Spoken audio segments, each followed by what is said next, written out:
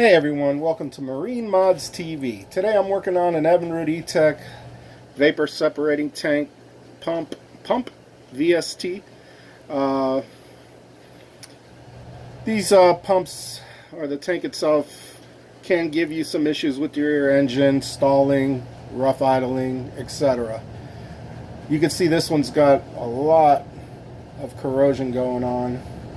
So we're going to clean this up and also check for any water leaking into the tank itself. That's the pump side. It's your pressure test valve. It's just a Schrader valve on the top and the bottom. Up here you should be getting about between 30 and 40 psi. If it's way up there, 50, you might have a clogged return filter, which is located in this nipple connection. The two bottom ones are for fuel. This is also fuel. This is where your water circulates through the tank. There's a coil inside. First thing you want to do is take a screw, much like this one, put it in this nipple. Be very careful and just get it to bite. Once it bites, get it to bite, you should be able to pull out the filter. Now, this particular pump had high pressure. It was completely clogged. So I'm going to change this filter. Alright, so putting that off to the side. So, what are we going to need to do this job? We're going to want 17 millimeter socket. Do not use an impact wrench. I'm using a little breaker bar. Nothing here really requires a lot of pressure. It is a plastic tank, so you could screw things up. Here are some words of caution when you're taking it off. These two barbs for fuel. When you remove the clamps to take these off, be very careful. These will break and then you're done. You have to get a new tank, spend $400. Remove the clips. I believe they're auditor clamps. Do not use your automotive style serpentine clamps or whatever. You need to use the auditor clamps. You can get the crimper at Home Depot and order the appropriate size clamps to go on here. These use tie wraps around them. Same thing for the VST float. The hose coming off of here. That being said, 17 millimeter socket, T20 Torx.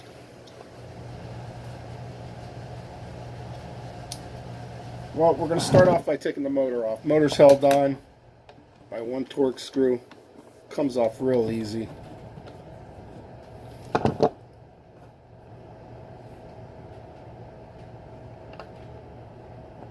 Slide the clamp up a little bit just to get it loose, and then just pull up on the motor,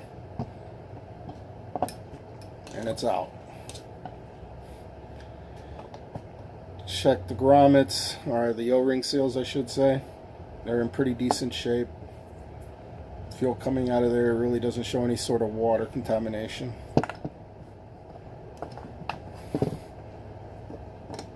It has a rubber seal, like a rubber top to it, so you don't put metal on metal here. Put this off to the side. The top of the tank, this has the float on it. This will tell us a lot once we get this open. Again, screws come off real easy. That's why you really don't want to, when you tighten these things back up, put a lot of pressure. Kind of like a snug fit, and that's it.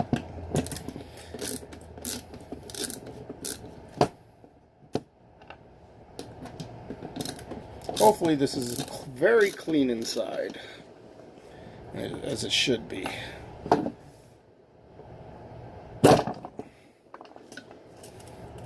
There's your float. Looks nice and clean in here. I don't see any indication of water in the tank. It's very dry, so the gases are already evaporated. The needle seems to be moving nice and free. I'm not sure if you can see the needle valve in there.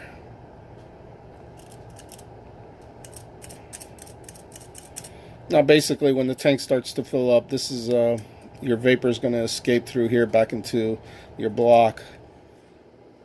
Fills up, and then it closes it off to make sure fuel doesn't go in there and kaboom. You definitely be running bad. Now what happens sometimes is this will get stuck and you'll have a high pressure situation as well. So remember, you don't want to see over 40 psi on this valve, the top valve, Schrader valve. Get yourself a good pressure, fuel pressure meter. Don't use the Harbor Freight ones, they're garbage. So far, that all looks clean. I don't see any indication of the O-ring leaking. Now let's look inside the tank. There's your water coil. Water would show up in here if it were getting in here. You'll see bubbles all over the place. This looks like pretty much gas. I did spray a little silicone, and that's what you're seeing in there just to loosen this out. But the gas is pretty much evaporated, and I don't see any water left over in there at all. So far we look good. Let's move on to taking off the bottom bowl.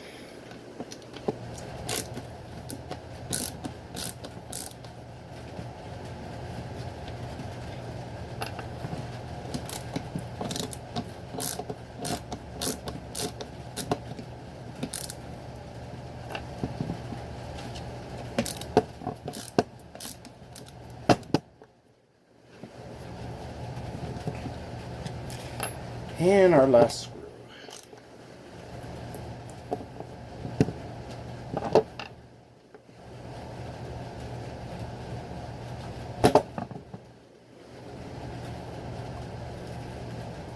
Again, that's some silicone that I had sprayed in there. That's not water. Everything else looks good here. It's an overpressure relief. I'm sorry, that's the return line pressure valve. I don't see any rust or corrosion in there. Spring looks like it's in good shape. I'm not going to take this apart. There really is no reason to do that. Only because I've pretty much found the issue with this filter being clogged. But I'm still going to clean this thing out and pressurize this coil, make sure it doesn't leak, which I don't think there's a leak because I don't see any indication. You'll see like stains, rust stains or whatnot. You might see rust through here, wherever the water was coming out. So, got our 17 socket on here. Turn it. This should come right off nice and easy. It's a machine thread on the inside going into the coil. And I'll show you the trick to putting that back on once I get it off.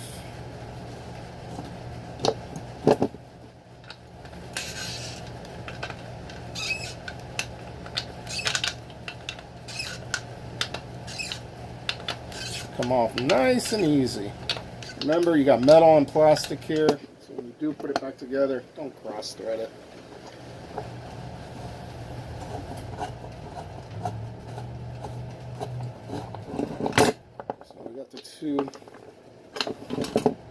There's your coil. You can see a little water staining going on there. I don't see any indication of a leak. I'm going to hook up, I'm not going to show you here, but basically I put a small compressor line onto here, cap that off, and just make sure it holds pressure. You only need, you can even use a hand pump. Just put like 3 pounds of pressure and just see if it holds. Should hold fine. This looks like it's in great shape. So there you go. It's all torn down. gonna clean up the parts. Not gonna do it. Not gonna show you what I do. Just wire brush this thing with the not a coarse wire brush, a fine wire brush, or I use a little wire wheel. Clean it up. Don't hit your grommet, or else you'll be buying a whole new seal set. So, putting it back together. You tested everything, everything looks good, you want to put it back together. Here's the trick to this coil. Get your barb fitting, machine thread, shove it in there, line it up. By the way, this can only go one way. You put it in one way, the holes will line up. You put it in the other way, it's going to be off to at an angle. It'll be off to an angle slightly. You won't be able to get the barb fitting back on. So there you go. Slide it in. Now you want to screw it in to here first. I find 3.5 to 4 turns is what you need to do. So 1, 2, 3, 4. So once you got 4 turns on there, you go ahead and put the seal and the barb mounted with the plastic. Get it going as much as you can by hand. This is to make sure you don't cross thread. So that's about it by hand. Then I switch to my socket, and you just want to get this snug. Let the O-ring do the work that it's supposed to. Now, what you're going to get left over with to kind of confirm your work is the 3 to 4 threads sticking out the back here. You could even go down to 3 threads. I've seen them come out at 2.5 threads, but 3 to 4 threads, you're good, you're golden. Same thing on the bottom. You line it up on the bottom.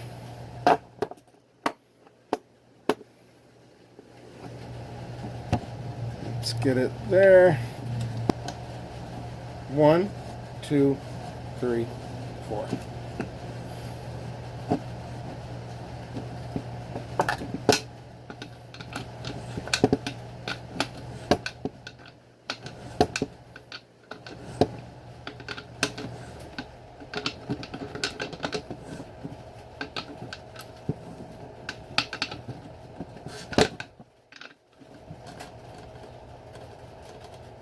Nice and snug. We got 3.5 threads. Beautiful.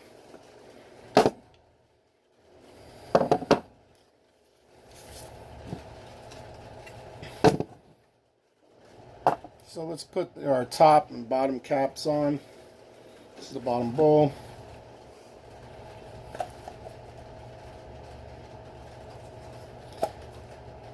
I'm going to put a little lithium grease on the O-ring just to make it a little easier to screw in.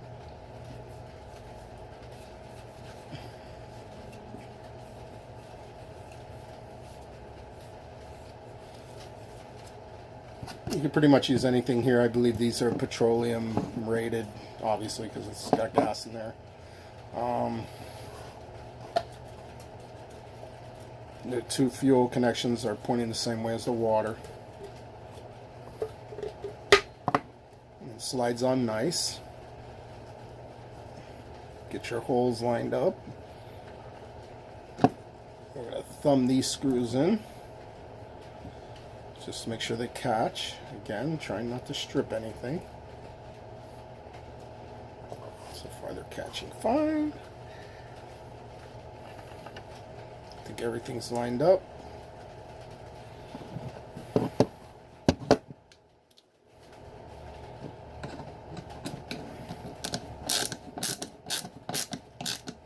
Snug tight.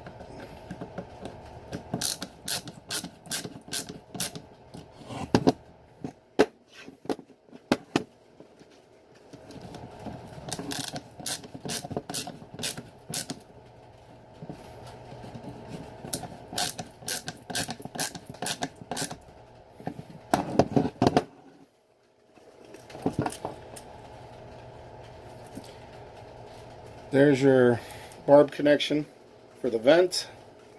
Just make sure this thing is going up and down okay. You may want to spray a little. I would use some silicone spray.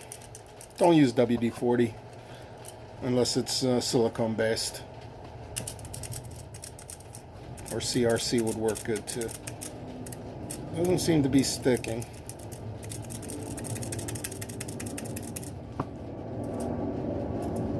Vent doesn't go that way, so vent is going to go towards the motor, the pump.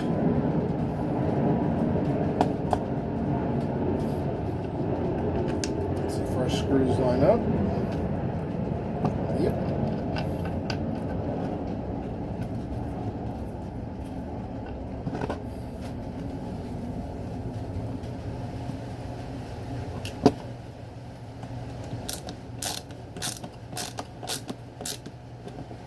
So if you open yours up and you see water inside there, the water could be coming from the gas. So obviously you should check your filters prior to the VST if you have an onboard separator. Just make sure it's not contaminated gas. I'm sorry, to see if it's contaminated gas. You know, if you have contaminated gas, that's an issue. Before the VST, it just got into here. So your problem isn't the VST, excuse me. If the coil does somehow have a leak and you're getting water in through that coil, then you're going to need to pretty much replace the tank. I don't believe they sell the coil separately. The pump you can find out there separately, but I don't think Evinrude BRP they sell it as a separate part anymore. So again, you're going to want to clean this up. A fine wire brush. Make sure you don't hit any of the grommets, or carefully remove these with a pick. You know, if at all possible, just be nice and careful, and you can clean this up fairly easy. Not doing it in this video, just putting this thing back together to show you how to put it back together. There's no tie wrap. I put this on here because I had two pumps to do, and this was the one that had high pressure.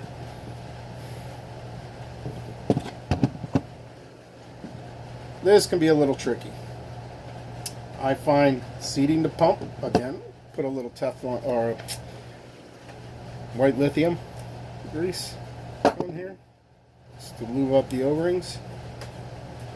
It should slide right in just like that. Then with this on top, this side slides into a groove. And you want to slide it down so it's up against the rubber, protecting the pump. Kind of line up the screw hole, put your screw in.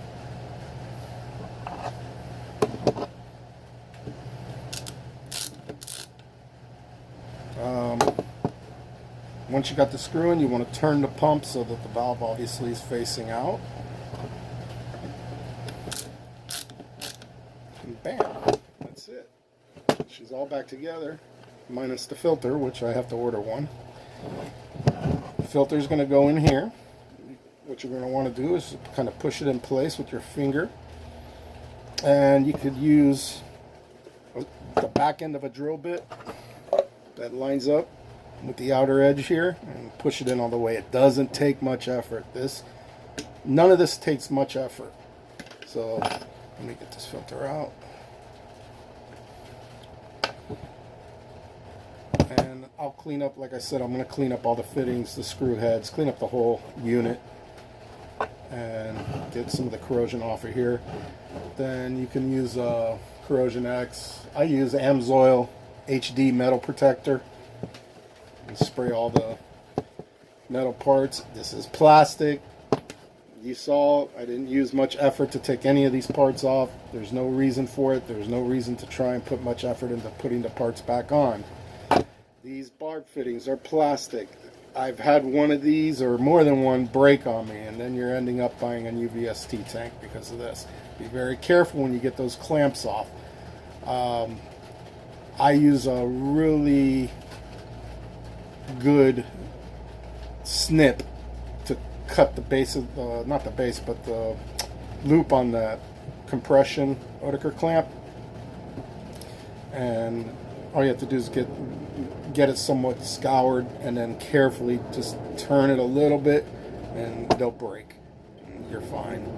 It's not that difficult. Be patient. Don't force it. You will break this nipple. I can't stress it enough, and you'll be very angry at yourself. Either one of those two if you try to bend it up or down by mistake. And that's it.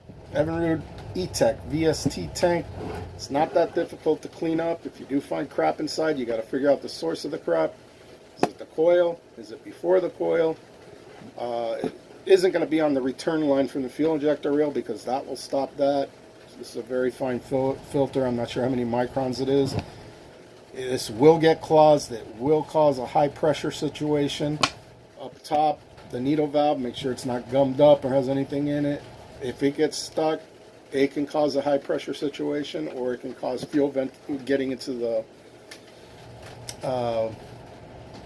block. And that is it. Thank you for watching. Hopefully this helps someone. Like and subscribe to my YouTube channel, Facebook page, and I'll continue to bring you content. Here's the finished VST.